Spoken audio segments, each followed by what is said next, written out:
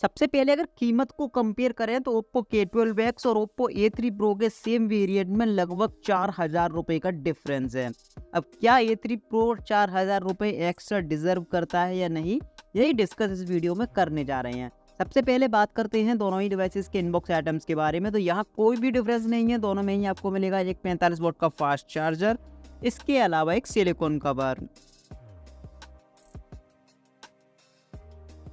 Design की बात करें तो भाई दोनों ही डिवाइसेस का डिज़ाइन बिल्कुल डिफरेंट है। K12X में आपको मिलता है बैक पर rough finish, Oppo A3 Pro आता है एकदम ग्लॉसी फिनिश के साथ। काफ़ी अमेजिंग और प्रीमियम डिज़ाइन है दोनों ही डिवाइसेस का।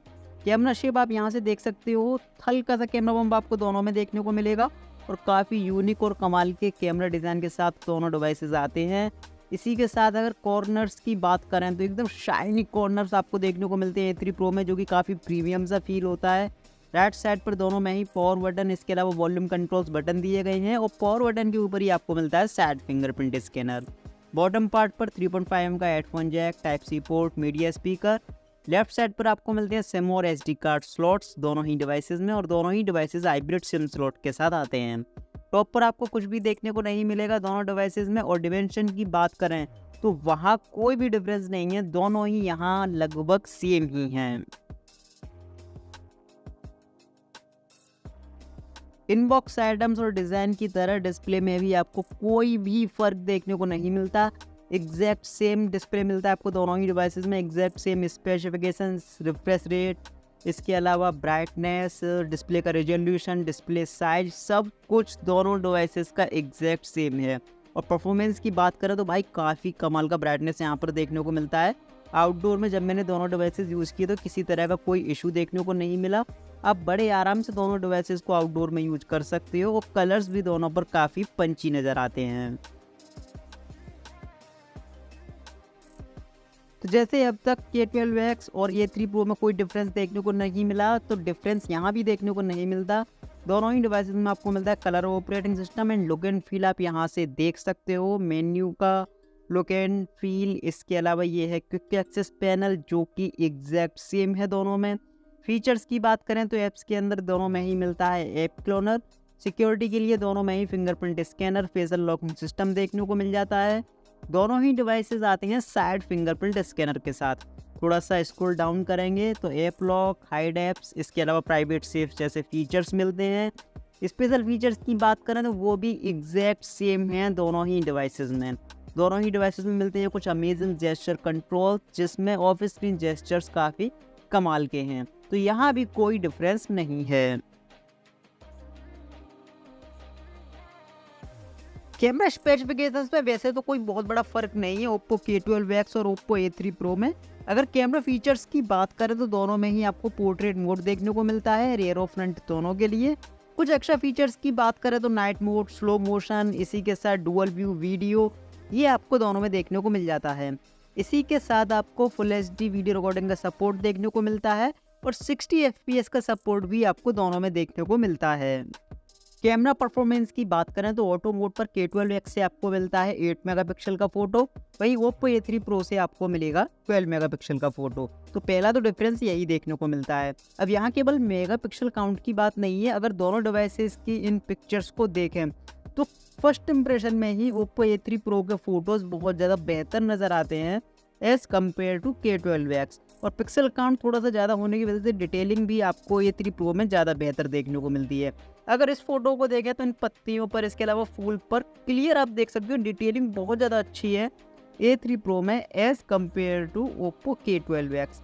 आगे भी और कई सारे फोटोज़ मैं आपको दिखाने जा रहा हूँ और ज़्यादातर कंडीशन में A3 Pro आपको बेहतर फोटो देता है K12X के कंपैरिजन में। ओवरऑल ऑटो मोड पर दोनों का कोई कंपैरिजन नहीं बनता और A3 Pro यहाँ बेहतर है। नाइट मोड की बात करें तो वहाँ भी A3 Pro थोड़ा सा बेहतर नज़र आता है। पहला तो आपको ब्राइटर फोटोज़ देखने को मिलते हैं, साथ ही साथ आपको नॉइज़ भी A3 Pro के नाइट मोड में कम देखने को मिलता है। अब बात करते हैं फ्रंट कैमरे की, यानी कि सेल्फी की, और यहाँ कोई बहुत बड़ा डिफरेंस देखने को नहीं मिला। जैसे कि आप भी अगर इन फोटोज़ को देखोगे तो फर्स्ट इंप्रेशन में आपको क्या डिफरेंस देखने को मिलता है, क्या कोई पिक्चर बहुत ज़्यादा बेहतर नज़र आता है, दूसरा उसके सामने एकदम बेकार सा नज़र आता है, ऐसा नहीं है। दोनों ही डिवाइसेस के पिक्चर्स को मैंने जूम करके भी यहाँ पर कंपेयर किया है और डिटेलिंग के मामले में दोनों ही लगभग सेम ही परफॉर्म करते हैं। हालांकि जब जूम कर आप पिक्चर्स को देखते हो, सेल्फी को देखते हो, तो वहाँ पर स्किन टोन में आपको थोड़ा सा डिफरेंस देखने को मिलेगा। मतलब K12X में आपको हल्का सा रेडिश सा स्किन टोन देखने को मिलता है, जबकि A3 Pro में हल्का सा वाइटिश स्किन टोन देखने को मिलता है। इसके अलावा और कोई भी डिफरेंस नहीं है। दोनों ही डिवाइसेस फ्रंट कैमरे में काफ़ी कमाल का परफॉर्म करते हैं। इसके अलावा अगर फ्रंट कैमरे पर एज डिटेक्शन की बात करें पोर्ट्रेट मोड की, तो वो दोनों का ही ठीक ठाक है। तो यहाँ पर अगर AnTuTu बेंचमार्क स्कोर्स की बात करें तो A3 Pro का बहुत ज़्यादा कम है, लेकिन वो कम क्यों है वो मैं आगे आपको एक्सप्लेन करता हूँ। सबसे पहले अगर CPU स्कोर्स की बात करें तो दोनों का ही 1,48,000 से 1,47,000 के आसपास है, जो कि सेम ही है और यहाँ पर कोई भी डिफरेंस आपको देखने को नहीं मिलता। GPU स्कोर की बात करें तो A3 Pro का है 0, और वो 0 है क्योंकि A3 Pro का यहाँ पर यूज़ किया गया है 8GB रैम वाला वेरिएंट, और 8GB रैम होने की वजह से यहाँ पर AnTuTu बेंचमार्क के 3D वर्जन का स्टैंडर्ड वर्जन सपोर्ट करता है, जबकि K12X का यूज़ किया गया है 6GB रैम वाला वेरिएंट, इसीलिए यहाँ पर आपको मिलेगा 3D लाइट का सपोर्ट, और यही डिफरेंस यहाँ पर स्कोर्स में देखने को मिलता है और इसी वजह से आपको टोटल में डिफरेंस देखने को मिलेगा। अगर मेमोरी स्कोर्स की बात करें तो यहाँ कोई डिफरेंस नहीं है, 1 लाख के आसपास है दोनों का। रैम एंड रोम स्कोर्स दोनों के लगभग सेम ही हैं। अब AnTuTu स्कोर्स के बाद अगर प्रैक्टिकली बात करें तो ये पहला एप्लीकेशन थोड़ा सा K12X पर जल्दी लोड हुआ, दूसरा एप्लीकेशन लगभग सेम टाइम पर। आगे बढ़ते हैं क्रोम की तरफ, तो ये एप्लीकेशन A3 Pro पर थोड़ा सा जल्दी लोड हुआ। कैलकुलेटर यहाँ पर K12X पर जल्दी लोड होता है।